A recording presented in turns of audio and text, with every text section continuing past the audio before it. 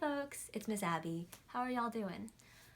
If you know me, you know that I love the fantasy genre, and especially stories that draw inspiration from outside of the Western European conventions that influence so many fantasy stories. So I've got for you Mirage by Sumaya Daud and Forest of a Thousand Lanterns by Julie C. Dow.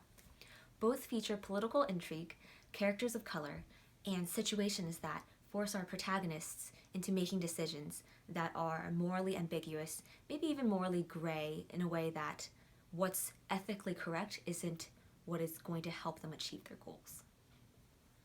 Mirage is a science fiction fantasy novel with a setting and atmosphere that's influenced by Morocco and Northwest Africa. Our main character is 18-year-old Amani, who lives in a star system that's been colonized by the Vathic Empire. At her coming-of-age ceremony, Amani is kidnapped and taken to imperial court, where she discovers that she looks just like Princess Meram, the heir to the Vathic Empire. Because of this resemblance, Amani is forced to become Princess Meram's body double in the face of increasingly dangerous and frequent attacks by rebels. With her family held hostage by the Empire, Amani must learn how to perfectly imitate Princess Meram and navigate complex power dynamics at court, and handle Princess Meram's handsome fiancé, Idris. Author Sumaya Daud did such an excellent job creating and describing the world of this story, from characters' clothing to architecture to cultural elements like poetry and religion.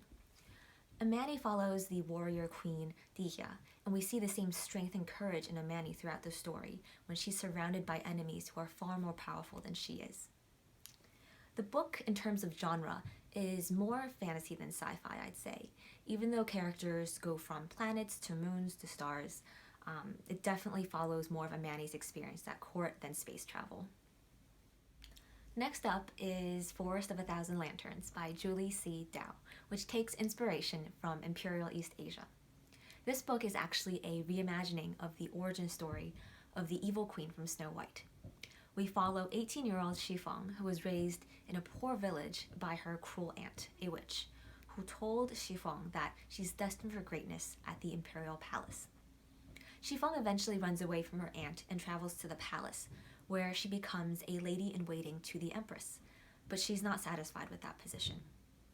In order to achieve that glorious destiny she was promised, Shifeng must rise above ambitious eunuchs and concubines and decide whether or not she will give in to a dark and dangerous power that lurks within her. This is a really cool take on a villain who doesn't get much depth in her original fairy tale. Julie C. Dow has crafted a complex character who makes us want to root for her, but also question her less than ethical decisions to reach her goal. Fair warning, this is a dark fairy tale.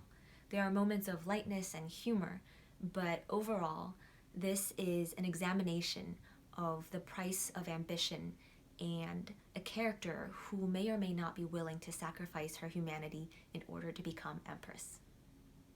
If you would like to read or listen to these books using the Cloud Library app, I've included their ISBN numbers below in the description. You can search them up using the app or using our online catalog. For instructions on how to download and or use the Cloud Library app, links are below in the description as well. Thanks for watching. I'll see you next time.